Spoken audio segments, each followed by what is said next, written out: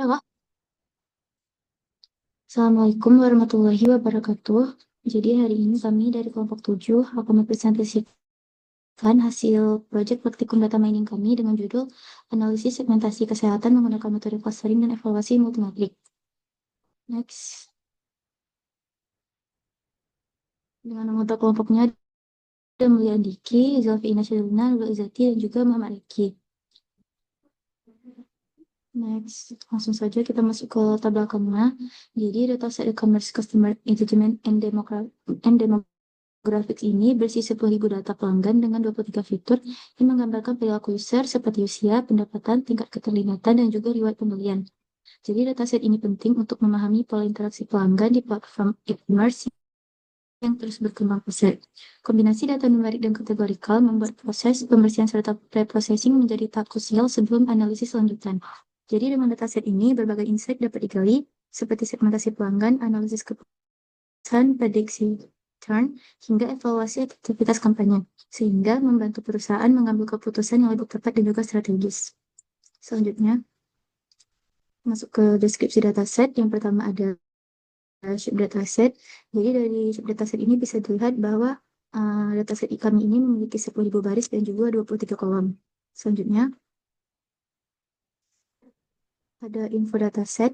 Nah, jadi di info dataset ini bisa dilihat kami memiliki 23 kolom, di mana tipenya itu ada 11 vote 64 dan juga objek ada 12. Lalu ada missing value. Nah, di sini dataset kami masih memiliki dan sekali missing value, di mana masih memerlukan penanganan lebih lanjut.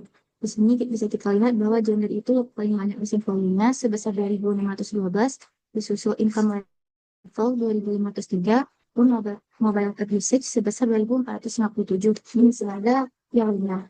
Next. Selanjutnya ada exploratory data analysis. Next. Pertama, ada eksplorasi data analisis. Jadi di sini ada kolom numerikal dan juga kolom kategorikal. Nah, contohnya itu kayak yang age. Jadi rata-rata usia pelanggan bisa kita lihat email, yaitu sebesar 35 tahun. Nah, namun di sini ada minus 25, di mana usia negatif itu tidak masuk akal. Jadi mungkin itu perlu dibersihkan selanjutnya. Lalu seperti total purchases ini, rata-rata pelanggan belanja sekitar 5 kali, dan kebanyakan pelanggan itu belanja antara 3 sampai 7 kali. Lalu selanjutnya ada average order value. Nah, jadi di sini nilai tengahnya itu ada di 50%, hanya sebesar 54. Tapi ada transaksi yang nilainya sangat besar yaitu lebih dari 54.000. Jadi ini menunjukkan ada beberapa data ekstrim sehingga data itu condong ke satu sisi atau tidak merata. Next. Selanjutnya yang kedua ada unit kategorikal. Di sini ada unit values. Yang pertama itu ada gender. Jadi di gender ini bisa dilihat bahwa masih banyak data kosong, yaitu sebesar 2.612. Nah, jadi kategori utamanya itu ada other, female, male, dan prefer not to see itu jumlahnya agak mirip. Dan nilai M dan F itu jumlahnya sangat sedikit. M cuma 3 dan F hanya 1. Lalu ada unique values for income level. Di sini cukup banyak data kosong, yaitu sebesar 2.503. Terus sebagian besar pelanggan itu berada di kategori low, medium, high, dan juga very high. Dengan jumlahnya itu hampir merata. Dan nilai L dan H sama-sama bernilai 1. Terus selanjutnya ada unique values for mobile app usage. Jadi di sini banyak pelanggan tidak mengisi data penggunaan aplikasi, itu sebesar 2.457. Dan kategori never, low, medium, dan high jumlahnya itu hampir mirip-mirip, yang menunjukkan tingkat penggunaan aplikasi itu cukup beragam. Selanjutnya ada unique values for repeat customer. Nah, jadi mayoritas pelanggan ini adalah pelanggan berulang ataupun yes, yaitu sebesar 8.479. Nah, jumlah pelanggan no itu jauh lebih sedikit, yaitu 1.045. Dan sebagian data kosongnya itu ada juga, yaitu 475, tapi tidak terlalu besar. Selanjutnya yang premium member. Jadi sebagian besar pelanggan itu bukan member premium, dan jumlah pelanggan premium sangat sedikit, relatif lebih sedikit, yaitu 1.874. Dan masih terdapat data kosong 454 yang harus ditangani lagi. Lalu yang terakhir ada hasil return items. Di sini mayoritas pelanggannya itu tidak pernah mengembalikan barang. Memang sebagian pelanggan pernah melakukan return, yaitu 2.834. Dan juga terdapat beberapa yang kosong, yaitu 529. Next, akan dijelaskan oleh rekan saya. Oke, untuk handling missing value, di sini kami menormalisasikan banyaknya missing value di dalam dataset kami, yaitu 2000 tadi. Jadi pertama untuk customer ID ini tidak boleh sama. Jadi ID yang baru bertipe string, yang contohnya seperti customer Gen 001 itu tidak boleh sama. Jadi untuk menormalisasikan itu diisi dengan tanggal acak dan rentang tanggalnya itu valid dari datasetnya. Kemudian untuk kolom binarnya itu, kolom yang binarnya itu tipenya biner, yang awalnya itu yes no, kami rubah menjadi satu atau nol. Jadi kolom yang kami select itu ada repeat customer, premium ber, dan hash return. Jadi semua nilai dibersihkan ke angka 1 sama 0. Jadi contohnya itu di mana dia bisa tahu dia itu 1 atau 0. Contohnya itu jika 1 average value-nya itu di atas median. Perinciannya itu berdasarkan perilaku pelanggan. Next. Jadi untuk handling missing value yang kedua ini ada kolom kategorikal. Di sini yang kolom kategorikal tadi sudah kami kelompokkan. Contohnya ada gender untuk membersihkan label male dan M tadi. Misal ada male dengan lowercase male atau M aja, kami rubah menjadi male. Jadi kekurangan. Jadi terus begitu juga dengan yang income level. Terus untuk favorit kategorikal kami kolomkan menjadi 3, yaitu menjadi 2 ada city, country, dan favorit tuh. Jadi isi dengan not paling sering muncul, misal di city itu ada Unknown City dan Unknown Country. Yang kosong kami membuat 10 fitur baru yang kami grupin menjadi label apa jadi kolom baru, jadi city top 10 dan country top 10 dengan kategorikal terkecil digabung menjadi order. Jadi yang kosong itu digabung menjadi order. Next. Jadi untuk kolom numerik itu semua nilai numerik yang masuk kosong itu setelah pembersihan diisi dengan median. Mediannya itu dipilih karena lebih tahan terhadap outlier. Jadi yang untuk nilai kosong numerik itu kami ngambilnya itu nilai mediannya. Terus untuk fitur engineeringnya fitur engineeringnya dapat dilihat transformasi log untuk fitur finansial agar distribusi lebih normal seperti biasa. Outlier di campingnya menggunakan IQR 1,5 supaya tidak terlalu ekstrim untuk chartnya. Next. Jadi untuk after checknya dari banyaknya kolom tadi setelah dicek datasetnya tetap menjadi 10.000 baris dan menambahkan 7 fitur uh, dari menjadi 31 fitur. Next. Jadi untuk encoding dan pemilihan fitur untuk clustering di sini kami membagi dua, ada drop volume dan on hold volume. Jadi yang on hold itu kami fitur yang kita buat dia ada city top 10, country top 10 yang kita drop itu ada si customer. ID yang tidak kami pakai ada register date, city, country, favorit, kategorikal dan lain-lain. Next. Jadi untuk fitur yang kami pilih itu betul-betul itu ada age, total purse, dan average order value, customer lifetime value, email exchange, dan sosial media engagement rate, dan seterusnya dapat dilihat sendiri. Next. Oke, dilanjutkan oleh teman saya.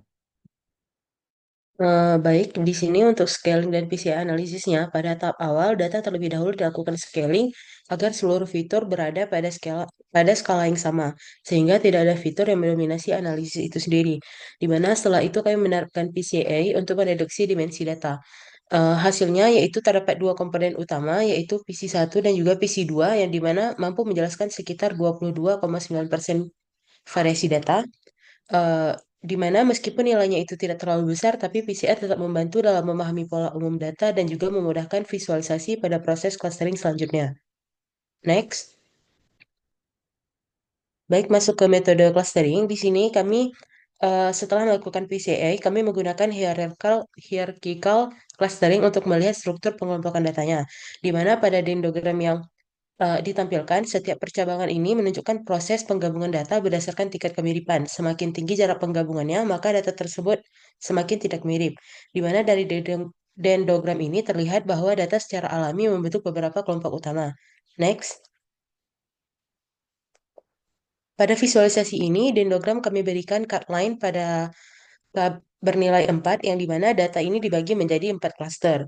Nah, pemilihan ini didasarkan pada jarak antar klaster yang terlihat cukup jelas sebelumnya. Distribusi klaster menunjukkan bahwa klaster 0 dan 1 memiliki anggota terbanyak, sedangkan klaster 3 hanya memiliki sedikit data, di mana klaster dengan jumlah kecil ini dapat mengindikasikan bahwa ia merupakan kelompok khusus ataupun data yang bersifat unik. Next. Nah, selanjutnya kami juga melakukan evaluasi menggunakan beberapa matriks, yaitu di sini terdapat elbow method atau SSE, kemudian ada silhouette score, kemudian ada Davis-Baldwin Index, dan juga Kalinski-Harabas Index. Di mana elbow method di sini menunjukkan penurunan SSE yang mulai melandai pada jumlah klaster tertentu.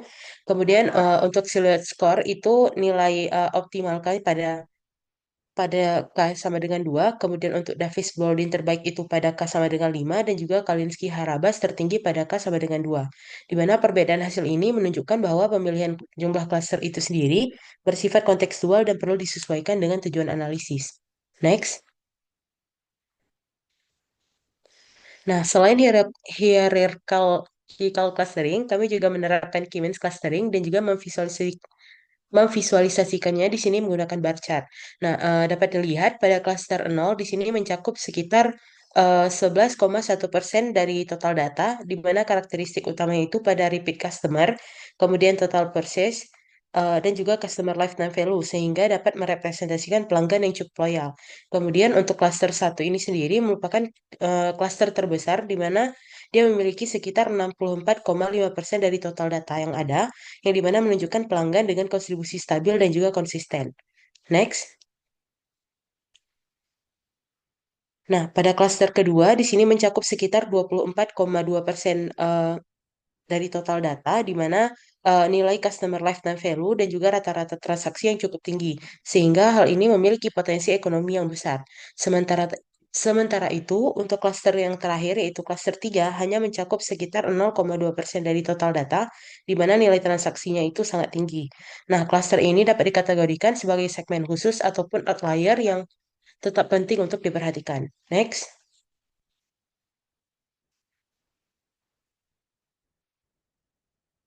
Nah, pada tahap ini, di sini kami juga melakukan interpretasi untuk memahami karakteristik tiap klasternya.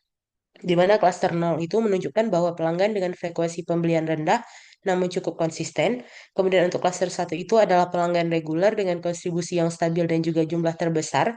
Dan juga klaster kedua merepresentasikan pelanggan bernilai tinggi dengan tingkat pembelian dan juga customer lifetime value yang lebih tinggi. Kemudian klaster ketiga merupakan kelompok kecil dengan nilai transaksi yang sangat tinggi yang dimana bisa dianggap sebagai segmen premium. Secara keseluruhan, hasil clustering ini dapat digunakan sebagai dasar segmentasi pelanggan untuk mendukung pengambilan keputusan yang lebih tepat. Selanjutnya akan dilanjutkan oleh rekan saya.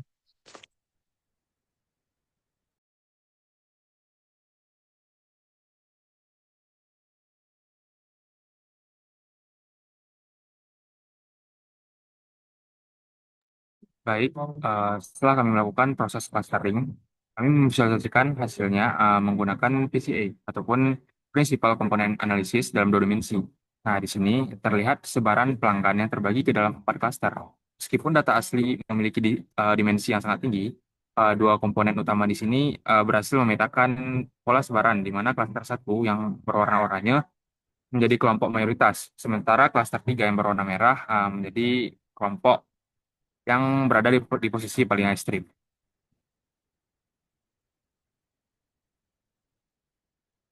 Nah, kemudian di sini jika kita melihat kuantitas secara lebih detail melalui bar chart ini, terdapat ketimpangan jumlah sampel yang cukup signifikan antara klaster. Di mana klaster 1 adalah kelompok terbesar dengan 6.453 pelanggan, diikuti oleh klaster 2 sebanyak 2.425 pelanggan. Sementara itu klaster 3 hanya berisi 17 pelanggan. Hal ini mengindikasikan bahwa klaster 3 kemungkinan besar berisi data outlier atau segmen pelanggan yang sangat spesifik dan juga unik. Kemudian di sini kami menyajikan statistik deskriptif dari setiap klaster untuk memahami perilaku mereka, di mana pada klaster 0 memiliki rata-rata pembelian terendah, yaitu hanya satu kali. Kemudian pada klaster 1 dan 2 menunjukkan tingkat loyalitas tertinggi dengan repeat customer rate mencapai hampir 100%. Kemudian pada klaster 3 memiliki average order value yang sangat ekstrim, mencapai lebih dari 30.000 yang jauh melampaui klaster-klaster lain. Nah, di sini untuk memastikan kualitas pengelompokan, kami membandingkan antara evaluasi model Cummins dan juga aglomeratif. Nah, di sini dapat kita lihat hasilnya, yang kemudian kami visualisasikan. Nah, berdasarkan metrik ini, Cummins unggul pada Silhouette Score, yang dimana 0,143 dan juga Kalinsky-Harabas Index 821,5. Nah, hal ini menunjukkan bahwa Cummins menghasilkan klaster yang lebih padat dan juga terpisah dengan lebih baik dibanding metode aglomeratif pada dataset ini. Nah, kami juga melakukan analisis Z-score untuk melihat fitur apa yang paling menonjol di setiap klaster. Melalui heatmap ini, kita bisa melihat bahwa warna merah pekat pada klaster 2 dan juga 3 menunjukkan nilai customer lifetime value dan juga average order value yang berada jauh di atas rata-rata keseluruhan data. Sebaliknya, warna biru menunjukkan nilai yang berada di bawah rata-rata. Baik, sebagai penutup, berdasarkan presentasi kami tadi, di sini kami mengambil kesimpulan bahwasanya preprocessing dan juga normalisasi membuat semua variabel berada pada skala sama sehingga lebih optimal. Kemudian K-means terbukti menjadi model yang lebih optimal untuk melakukan segmentasi pada dataset ini. Dan yang ketiga, hasil segmentasi ini memungkinkan perusahaan untuk membedakan strategi penanganan pelanggan, mulai dari kelompok yang sehat secara finansial sehingga kelompok yang berisiko rendah dalam melakukan transaksi kembali. Mungkin cukup sekian hasil presentasi dari kelompok kami. Jika ada kesalahan, kami mohon maaf. Saya akhiri. Mewakili dari kelompok, Assalamualaikum warahmatullahi wabarakatuh.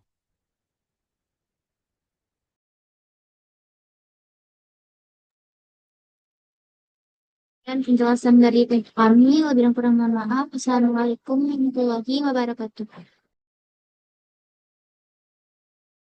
Juga.